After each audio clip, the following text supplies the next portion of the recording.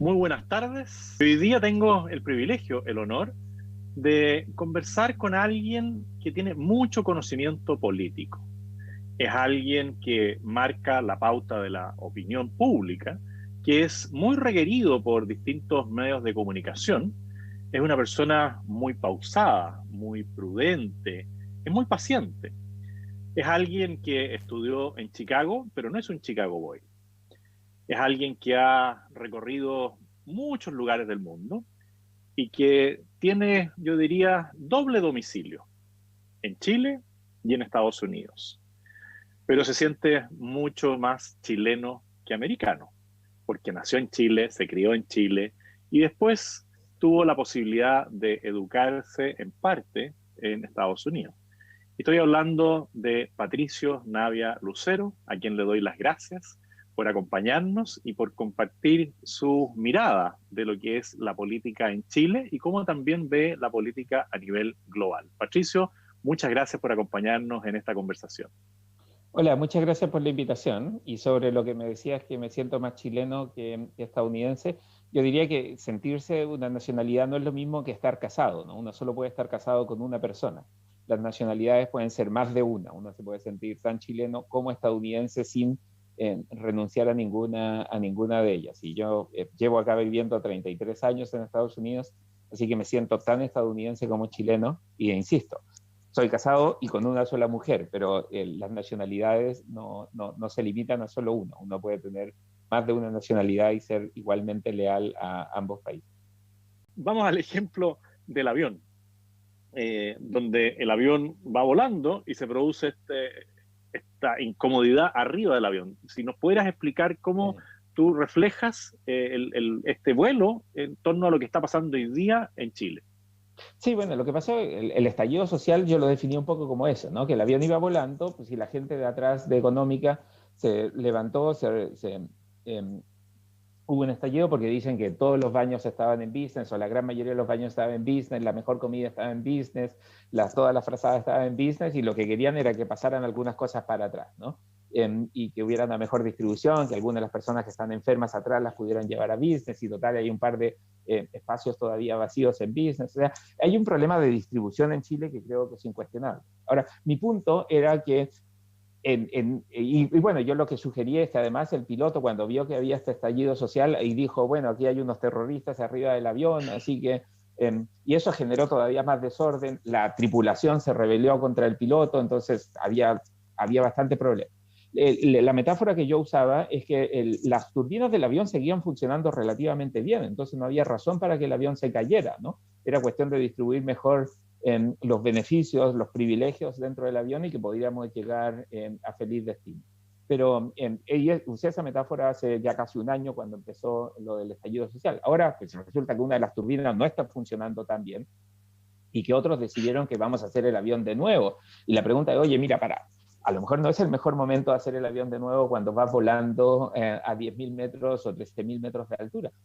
Y me parece que proceso constituyente es eso, ¿no? O sea, es decir, mira, la constitución tiene un origen ilegítimo porque la hizo Pinochet.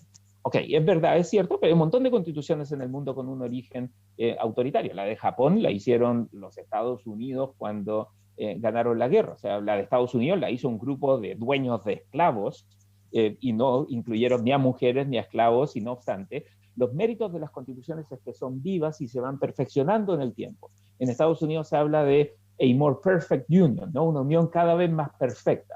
Entonces, no es que nuestra unión sea perfecta, sino que vamos avanzando hacia esa perfección, vamos mejorando todo el tiempo, sin necesidad de refundar. O sea, puedes arreglar la casa y seguirla mejorando constantemente. Y a mí me parece que la obsesión en Chile es una obsesión que mira más hacia atrás, ¿no? No nos gusta la Constitución por su origen.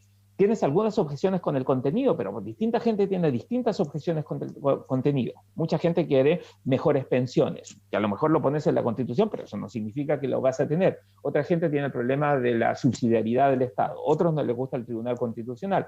Otros quieren matrimonio igualitario. Otros quieren que se prohíba el matrimonio igualitario en la Constitución. Hay distintas posiciones, ¿no? Algunos quieren legalizar el aborto, otros quieren que todo el aborto sea ilegal. Y esas son disputas políticas que existen en los países y que son perfectamente razonables, pero tratar de meter todo en la Constitución le quita el rol a la política. Para eso tenemos elecciones, y si ganan unos, el país avanza en una dirección, si ganan otros, el país avanza en la otra dirección.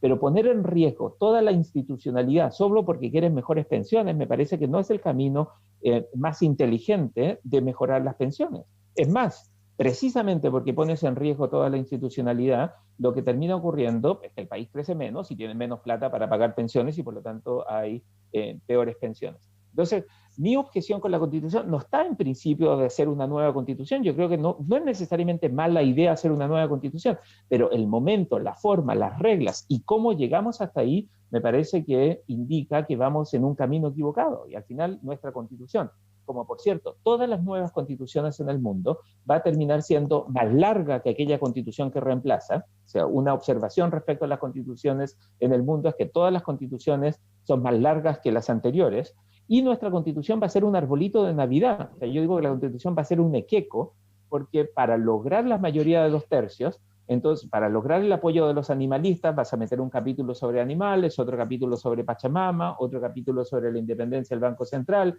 un capítulo sobre inversión extranjera, otro capítulo sobre el agua, y vas a meter todo a la Constitución de tal forma de lograr los votos que necesites. Y la incertidumbre en Chile no se va a acabar en agosto del 2022 cuando tengamos nueva Constitución.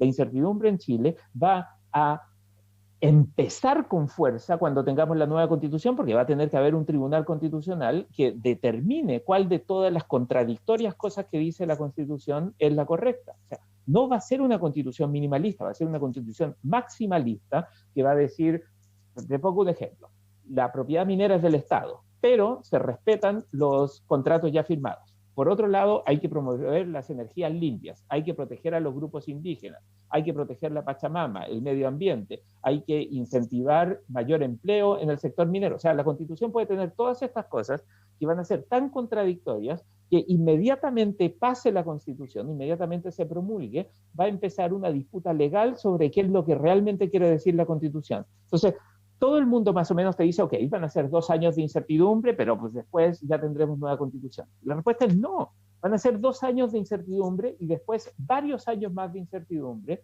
mientras el proceso, el sistema judicial determina cuál de todas las cosas que dice la Constitución es la de verdad. O sea, no va a ser una Constitución minimalista, va a ser una Constitución maximalista, y a mi juicio, el país tiene problemas, todos los países tienen problemas, pero lo que necesita Chile es arreglar sus problemas. No necesitas para qué botar la casa si la puedes arreglar. De hecho, yo escribí un artículo hace un par de años en una revista mexicana, en un debate constitucional, y el título del artículo era ¿para qué votarla si puedes arreglarla? ¿No? O sea, si la Constitución la puedes ir mejorando continuamente, me da la impresión de que no tiene sentido partir de cero. ¿Para qué? Es como las relaciones. No, precisamente arregla la relación con tu pareja, mejórala, no tienes para qué buscarte otra pareja, digo. Puedes ir mejorando las cosas. Bueno, yo en eso puedo decir que tengo un proceso continuo de mejoramiento de relaciones, porque mantenemos esa noble institución que se llama Martes de Pololeo, donde nos encontramos todos los martes con mi señora a conversar, igual que cuando pololeábamos, así como tú invitaste un café a tu señora y seguramente le preguntaste qué autor de ciencia política le gustaba más, o ya sabías y le empezabas a hablar solo de ese autor para conquistarla, su atención. Uno puede ir mejorando y en eso comparto contigo, pero mencionaste la Constitución de México. Y la Constitución de México le garantiza ciertos derechos a las personas que no necesariamente por estar escritos se cumplen. En todo el tema del trabajo, de las remuneraciones dignas, y nosotros vemos que de México muchas personas se van hacia Estados Unidos, o hay mucha informalidad también en México. Otros ejemplos pueden ser la Constitución, no sé, de Haití, la Constitución de Venezuela. ¿Cómo es esto para ti de que en muchos países se ha ilusionado a mucha gente? La gente, cuando no tiene una solución inmediata, se ilusiona y adscribe a esa ilusión que le plantean los políticos, y después se produce un desencanto. Claro, claro. Pues esto es como estos mitos, estas estafas piramidales que se hacen en muchos países, ¿no? Que te dicen, mira, tú eres descendiente de tal persona que fue ultra rico, dame un poco de dinero y yo voy a asegurarme de que tú quepas en esta herencia de esta persona. Y un montón de gente cae en eso. y pasa lo mismo con la Constitución. O sea, garantizar algo en la Constitución no significa que ocurra. Y lo que hemos visto en las últimas constituciones es que garantizan un montón de cosas, lo que relativiza esos mismos derechos, ¿no? La Constitución de la Ciudad de México, no del país, no de la Ciudad de México de hace un par de años, tiene la garantía a una vida sexual plena. En realidad lo que estás diciendo es por identidad de género, ¿no? Pero el argumento es que garantizamos cosas que no te podemos dar. O sea, y en Chile, garantizar, por ejemplo, una pensión digna no tiene que ver con que entra a la Constitución o no. Si lo pones en la Constitución ahora, igual las pensiones no van a poder subir mucho y probablemente las pensiones en el futuro van a ser todavía más bajas porque las tasas de retorno de los fondos de pensiones están siendo más bajas y porque la gente ahora tiene menos plata en sus fondos de pensiones. Entonces, no hay cómo hacer que esto funcione mejor. Esta idea de que tú le puedes quitar a Andrónico Luksic todo lo que tiene y distribuirlo entre todos, te funciona para el primer mes o los primeros 2 meses. Después se te acabó la plata de Andrónico Luksic y te quedas sin nada. O sea, los países para que avancen necesitan tener más desarrollo, tener más crecimiento, ser más productivos, tener más competencia, tener más meritocracia, quedarnos en discutir las reglas del juego, o más bien en discutir el capítulo de derechos, ¿no? La mayoría de los chilenos quieren nueva constitución porque quieren tener más derechos. Y sí, digo, los derechos son aspiraciones a donde queremos llegar. El gran intelectual mexicano Carlos Fuentes siempre decía que las constituciones latinoamericanas son una declaración de dónde queremos estar, no una descripción de cuáles son las reglas del juego ahora. Entonces, pero las constituciones son las reglas del juego. O sea, la inversión que va a haber en Chile va a depender de que hayan reglas del juego claras que hagan que pues, los inversionistas, a los fondos de pensiones de los profesores estadounidenses, de los profesores canadienses, puedan ir a Chile y decir, nos conviene invertir acá porque vamos a tener buenos retornos, porque esto es un país seguro. Si eso no lo sienten, pues entonces no vamos a tener inversiones en Chile y los propios chilenos se van a ir del país a invertir a otras partes. O sea, el capital, como bien nos enseñó Marx, yo estudié en la universidad estadounidense, así que leía Marx bastante bien, ¿no? Los últimos marxistas van a morir como profesores en universidades estadounidenses. Conozco y leí bastante a Marx. ¿Cómo es eso? ¿Cómo es eso de que los últimos profesores marxistas van a morir a Estados Unidos? Los últimos marxistas van a morir como profesores en universidades estadounidenses, ¿no? En Estados Unidos hay muchos profesores marxistas en las universidades. Entonces, como el último gran refugio del marxismo, no es difícil ser marxista en Estados Unidos, es relativamente fácil ser marxista en un país capitalista. Ser marxista en países marxistas resulta mucho más difícil, pero ser marxista en un país capitalista es súper fácil porque todo el resto de las cosas funcionan bien, ¿no? Pero entonces, digo, el propio Marx nos dice que la forma como está estructurada la sociedad va generando siempre estos cambios.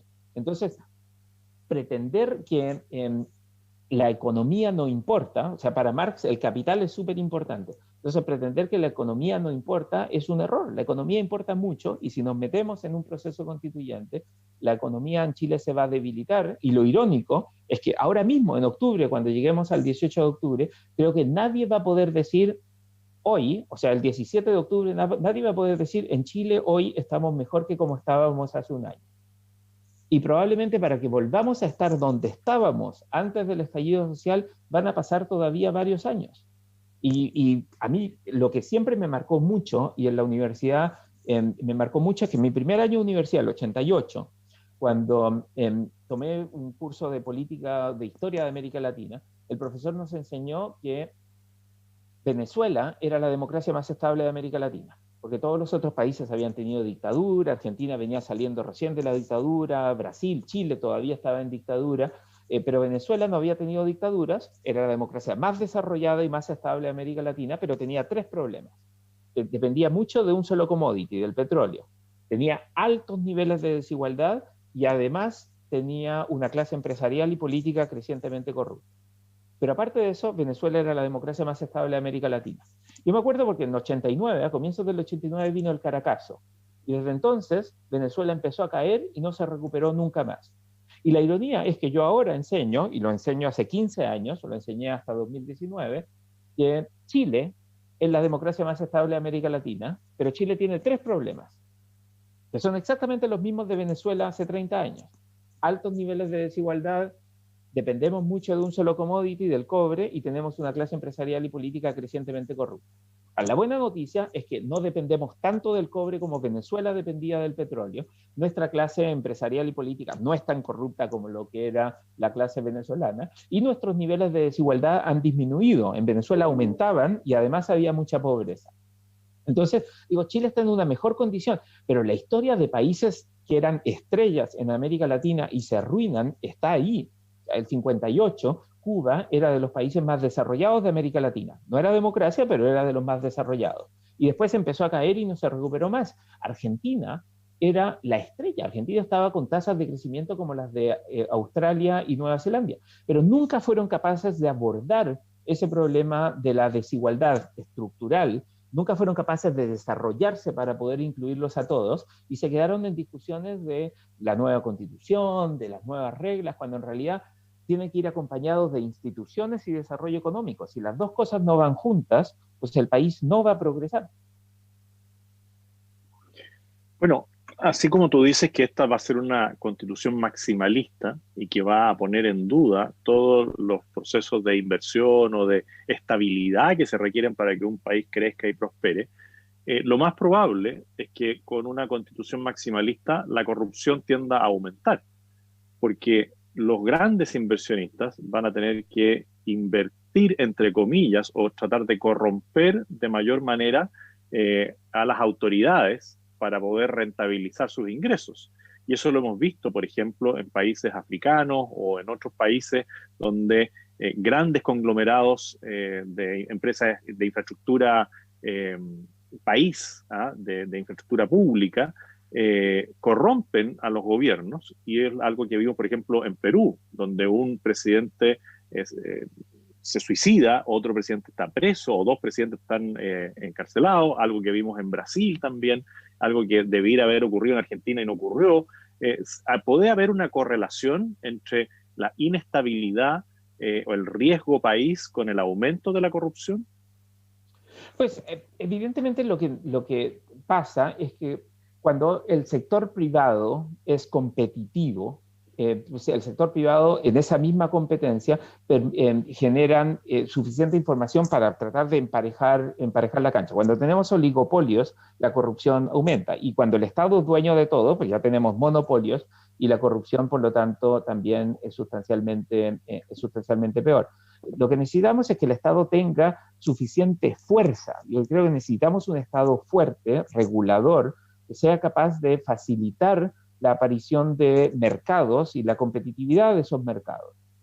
Pero el Estado no tiene por qué ser el productor de los bienes, ¿no? Cuando el Estado se convierte en productor de los bienes, normalmente terminan siendo súper poco eficientes, porque pues, si el Estado no produce, no importa, y el Estado tampoco te va a cobrar, porque ¿cómo le vas a cobrar a los mismos que terminan votando por ti?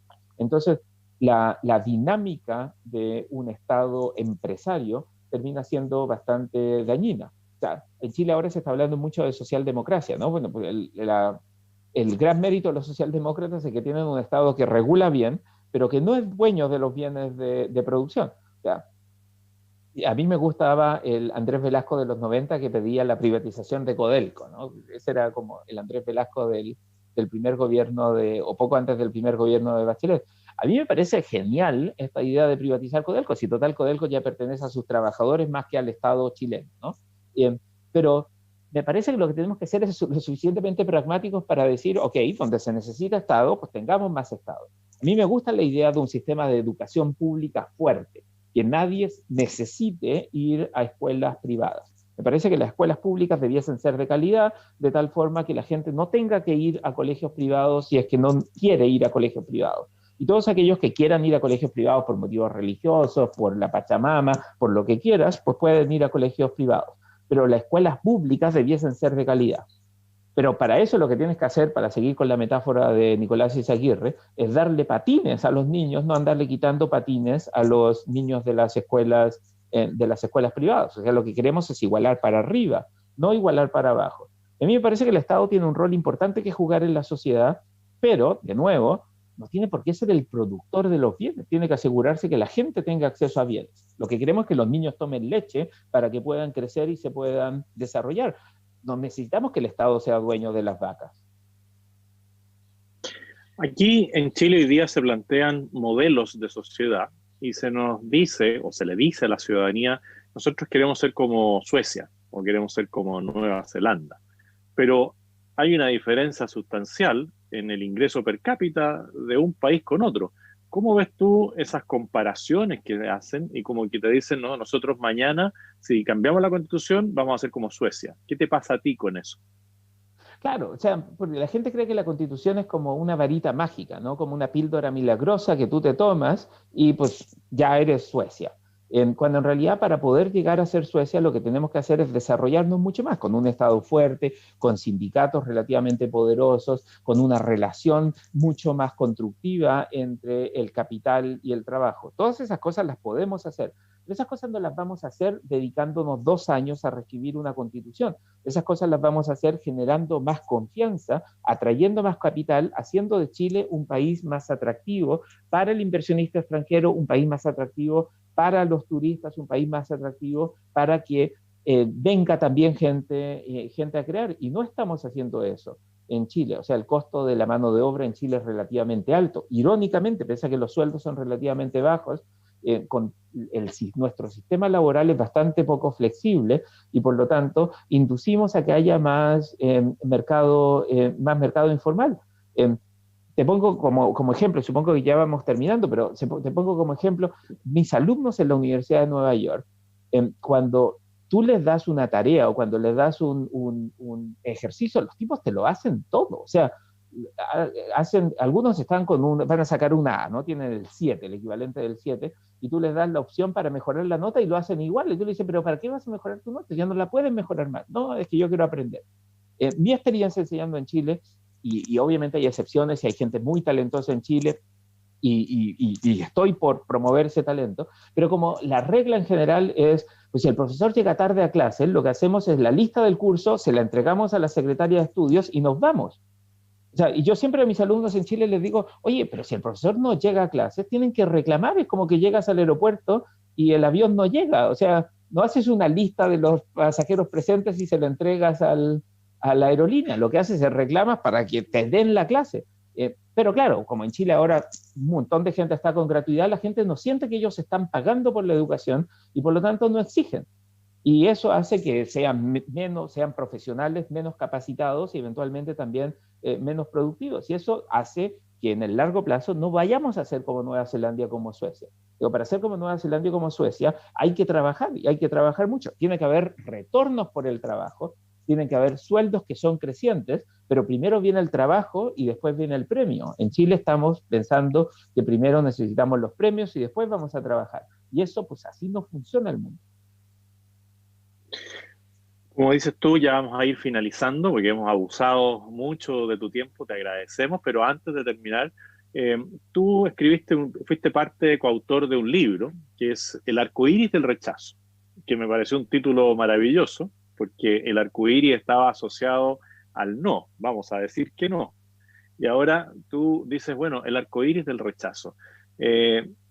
Para contarle un poco a las personas que nos han escuchado y para incentivarlos a buscar ese libro, a comprar ese libro, no porque quiera hacerle promoción a la editorial o para que a ti te llegue un cheque más grande, sino porque ahí deben haber muchos argumentos del por qué, con la razón, desde la razón, la gente puede argumentar en base al rechazo, porque el apruebo suena bien.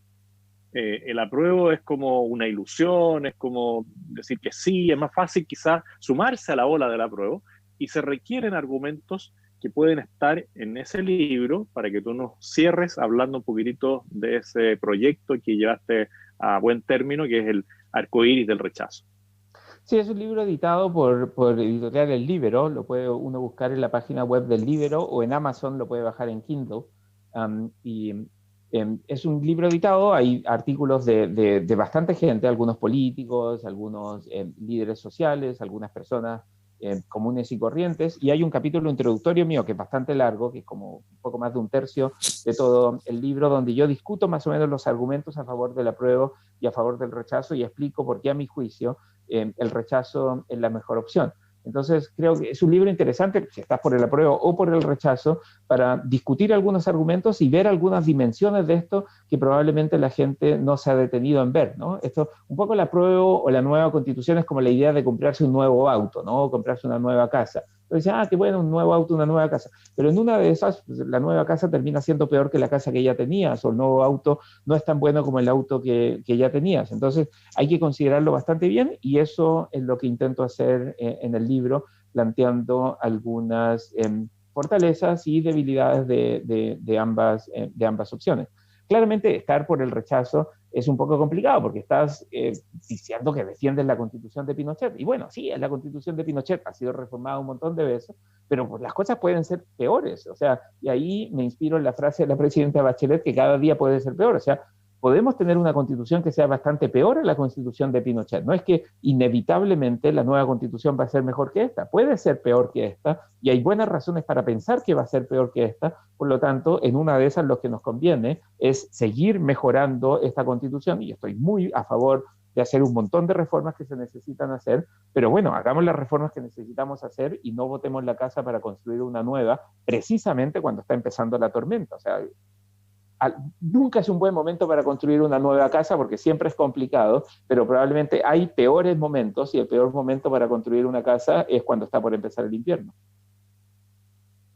Bueno, Patricio, te quiero agradecer por todo este tiempo, porque creo que va a ser muy enriquecedor para muchas personas poder escuchar a alguien que tiene mucho conocimiento técnico, teórico, mucho conocimiento de lo que ha pasado en otros países, para poder iluminar en un proceso que ha sido complejo sacar adelante, primero por la violencia que se vivió después del 18 de octubre y actualmente con todo lo que significa la pandemia, que a veces hace que las personas solo se queden con un eslogan y no vayan a mirar en la profundidad de lo que puede generar un cambio tan radical como partir una nueva constitución desde una hoja en blanco. Así que muchas gracias, Patricio, y te dejo los últimos segundos a ti para que puedas despedirte de las personas que nos están viendo. Bueno, muchas gracias a ti, José Antonio, por la invitación y bueno, digo, espero que la gente considere un poco las cosas y de verdad, si tienen alguna duda de que esto puede terminar mal, pues voten rechazo. Esto va sin seguro, o sea, no está garantizado. No es que si votan a prueba y las cosas funcionan mal, el seguro los va a proteger. Aquí no hay seguro, si votan a prueba y las cosas funcionan mal, el país va a terminar sustancialmente peor. Y la mejor opción es votar rechazo en agosto del 2022, pero vamos a tener igual 2 años perdidos. A mí me da la impresión de que lo más correcto, lo más adecuado es votar rechazo y por eso llamo a la gente a pensarlo bien antes de tomar su decisión y ver la evidencia internacional. La evidencia internacional es bastante clara. Ningún país de América Latina que entró por este camino salió bien. Entonces yo quisiera que Chile salga bien, pero pues hay que ser cuidadoso. Sugiero votar rechazo. Muy, muy agradecido, Patricio, por todo este tiempo. Que estés muy Vale, bien. que estés muy Saludos bien. también Chao. a toda tu familia.